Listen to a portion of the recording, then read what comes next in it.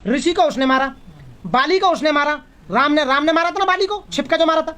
पर राम के जितने भी कर्तव्य कार्य थे तो वो भगवान के काम थोड़ी थे। और फिर दूसरा नंबर मेरी समझ में ना आवे, पूरा कुनवा ने भगवान का ठेका ले रखा। दशरथ भी भगवान, राम भी भगवान, शत्रुघ्न भी भगवान, लक्ष्मण भी भगवान, सीता भी, पूरा खानदान ही भगवान है। कोई बचेगा बना भगवान के ना? बताओ ना तुम, भगवान एक हो गए हैं कि पूरा खानदान का खानदान भगवान? अरे भैया कोई आहत नहीं होती, मलाई मार रहे हैं टोटल जितने भी नू कह रहा है। मेरे को बता दे किसकी आहत आ रही है? सबके अकाउंट भरे पड़े हैं। इतना मोटा मान लिया है, आय के साधनों पर इतना कब्जा कर लिया है, उन्हीं की आहत हो रही है। ये आहत जो उनकी जो भावना आहत हो रही है, जिस आदमी की भी भावना आहत हो रही है, ये समझ लो उसने मोटी मलाई मार रखी है भैया, पूरी मोटी मलाई मार रखी है। लूट के खा लिया, बेईमान आदमी है, एक नंबर का बेईमान है। लूट कर रखा होगा, अकाउंट छान लो, उसके नाम पे पेट्रोल पंप मिलेंगे, उसके नाम पर गैस एजेंसी मिलेंगे, स्कूल मिलेंगे, इंस्टीट्यूट में। आज की डेट में बीजेपी वाले, आरएसएस वाले या राम के जितने भी वंशज हैं, आज किसी दलित उसकी ऋषि की या किसी शिक्षक की हत्या करोगे क्या होगा? 302 लगेगी ना। क्योंकि उस समय जब मारा था तो उस समय लॉर्ड मैकाले नहीं था। सन 1860 में जो आईपीसी बनाई थी उस समय लॉर्ड मैकाले बना नहीं पाया था। और शायद उसके जमाने में लॉर्ड मैकाले होता, 1860 की आईपीसी होती तो 302 में राम को फांसी होती 100%। कमाल यार, केस है, भावना का क्या मतलब है? राम ने उसको मारा, मर्डर केस हो गया ना। तो मैं प्रभु राम की बात, अरे काय का भगवान यार, कमाल है, भगवान मर्डर करता है कहीं? भगवान कैसी बात कर रहे हो? राम को भगवान मानने हो तुम? कैसे? किसने माना राम को भगवान? बताओ। इंसान है वो, इंसान का पैदा हुआ था ना, वो दशरथ का पुत्र था ना वो। तो राम भगवान कैसे होगा भाई? मेरे को बताना कैसे भगवान है, मैं यही तो पूछना चाह रहा हूँ। ऐसे कौन से सबूत है उन्होंने भगवान ऐसा उन्होंने कौन सा काम कर दिया बताओ? सीता को उन्होंने बेचारी को अग्नि परीक्षा के लिए तैयार कर दिया। आप बताइए, अपनी बीवी पे जिसने शक किया हो है कि तू वहां रावण के पास रह के आई है, तुझे अपने उसका सत्य का प्रूफ देना होगा, समझ रहे हो ना? तब वो राम की बात कर रहे हो। 22 प्रतिज्ञा आज की ली, 14 अक्टूबर 1956 को बाबा साहब ने ली थी।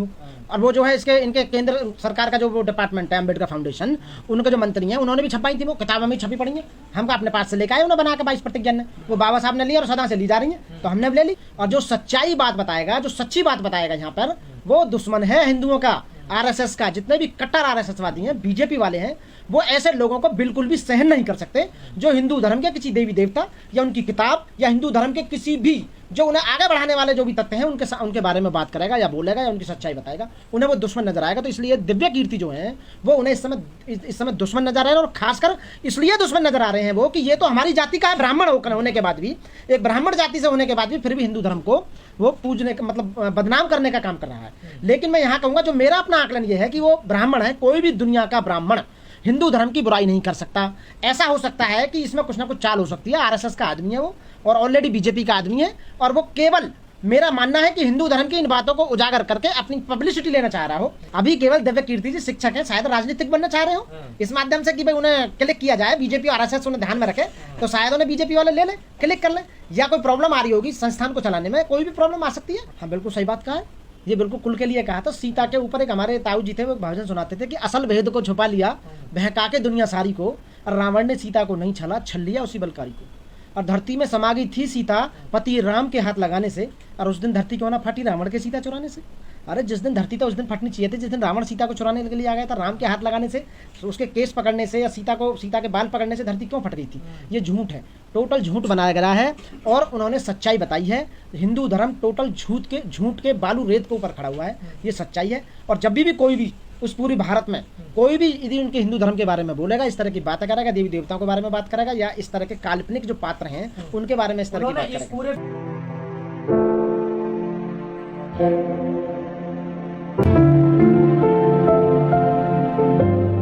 साथियों, सबसे पहले क्रांतिकारी जय भीम। मैं एडवोकेट मनोज कुमार, दिल्ली से।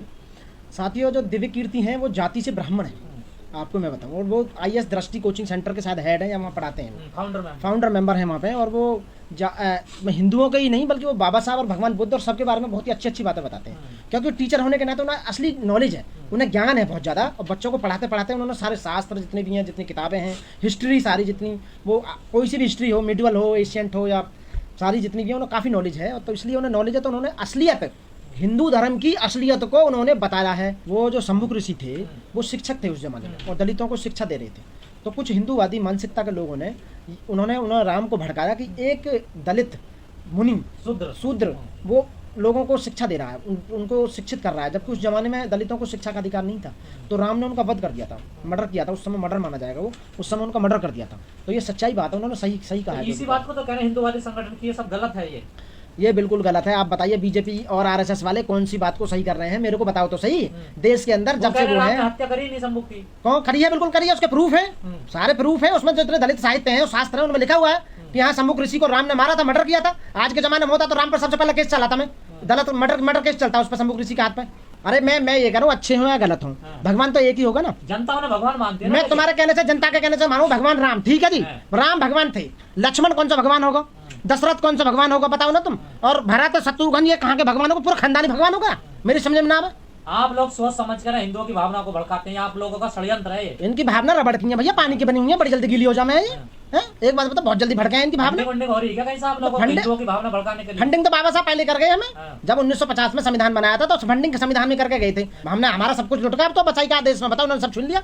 आय के जितने भी साधन हैं सारे आरएसएस और बीजेपी के पास ही तो आज की डेट में। जितने संविधान के पद है वो सब बीजेपी के पास है। जितनी कॉन्स्टिट्यूशनल पोस्ट है, जितने हाई कोर्ट और सुप्रीम कोर्ट के जज हैं, वो सब लिखते पढ़ते विषय का इतिहास उठा के देख लो। सन 1950 के बाद में सबसे ज्यादा प्रोग्रेस पढ़ाई लिखाई में एससी ने, दलितों ने करी है, खासकर बाबा साहब अम्बेडकर के पदों पे तो जानबूझ कर राजनीतिक वो की जा रही है ना, ले नहीं रहे ना। आप बताइए ना, अभी नहीं ले रहे, बिल्कुल भी नहीं ले रहे, बिल्कुल भी। अब ये समझ लीजिए, यदि हमारा जज का एग्जाम भी पास हो जाता है ना तो हम इंटरव्यू में बाहर कर देते हैं। आप बताइए, सन 2000 से लेके और आज तक यूपी में एडीजे की जितनी वैकेंसी भरी है, मात्र 2 स्टूडेंट लिए हैं बस आज तक 22 साल में एडीजे की। कहते हैं सुटेलो कैंडिडेट आई ना। अरे हमारे जो तो उनके देवी देवता कहीं जाओ, हिंदू धर्म कहीं जाओ, हमें कोई मतलब ना भैया, हम गलत काम के पीछे हैं। कोई भी आदमी देश में गलत करेगा, बाबा साहब ने कहा था कि जब भी आप गलत कहीं हो तो उसका विरोध करना। हम विरोध करते हैं। दिव्य कीर्ति बिल्कुल सही बात कर रहा है, मैं दिव्य कीर्ति के साथ हूँ 100%, पूरा समर्थन करता हूँ। हाँ तो किताबों में तो लिखो, अरे दिव्य कीर्ति अपनी माँ के पेट से हुआ तो पढ़ के आ रहा है, उसने किताब में से तो पढ़ा था जो भी पढ़ा था। आप बताइए, जो भी पढ़ रहा है वो किताबों के बारे में पढ़ रहा है। अरे यही तो बता रहा है कि राम भगवान है, हमने पढ़ लिया किताब में कि भगवान नहीं है, तो जब तो कह रहे हैं भगवान नहीं है। एक जो नास्तिक होता है ना, वो ज्यादा कलबंद होता है आस्तिक से। अरे यार कैसी बात कर रहे हो, जेल क्यों? मैंने ऐसा भाई कौन सी बात बोलती जो जेल हो जाएगी? बताइए। भगवानों के खिलाफ बोल रहे हैं उल्टे सीधे शब्द। पहले तो भगवान के प्रूफ ही ना देश के अंदर, जब ये कोर्ट में प्रूफ करेंगे कि ये भगवान है, पहले तो इन्हें हम तो कहना है भगवान है तो बोला अगला भगवान है, वो स्टेटमेंट देगा। भाई मेरी समझ ना आवे थी, मैं भगवान को बुरा बोलता हूँ तो भगवान की 2 औलाद है, एक तो मानने वाले, एक मेरे जैसे ना मानने वाले। तो भगवान के लिए दोनों बराबर है। अब मैं भगवान के लिए उल्टा बोलता हूँ, भगवान की माँ बहन एक करता हूँ, भगवान को गाली देता हूँ, तो मुझे भगवान पर दंड देगा या ये मेरा जो बराबर का भैया वो देगा मुझे दंड? मैं उसे देखना चाहता हूँ भगवान को कितनी ताकत है उसके अंदर। बताओ, वो तो जो दूसरे आदमी जो बेचारा आया हो रहे वो तो मेरे भैया, वो मेरा भैया, वो तो मेरे घर में एक भगवान को मानने वाला, एक नहीं मानने वाला, हम दोनों में आपस में लड़ाई हो रही है। तो भाई अरे भाई मैं इसलिए उनके अपमान करूं देवी देवताओं का, इसलिए बोलता हूँ, गाली गलौच माँ बहन एक करता हूँ उनकी, कि वो कभी तो आएगा जमीन पे उतर के जो मेरे को दंडित करेगा, मारेगा मुझे। ना अपनी मर्जी से ले रहे हैं, अपनी खुशी से ले रहे हैं, सारा जो ले रहे हैं, कोई प्रॉब्लम नहीं है। आज सुप्रीम कोर्ट भी खतरे में पड़ गया है। सुप्रीम कोर्ट चिंतित है, वो ये कह रहा है कि सरकार से, सेंट्रल गवर्नमेंट से, आज के पेपर में पढ़ी कि इस पे सबका ठेका आप पे बचाने का, इस पे कानून लीजिए, जबरन धर्म परिवर्तन नहीं होना चाहिए। सुप्रीम कोर्ट को चिंता होने लगी है।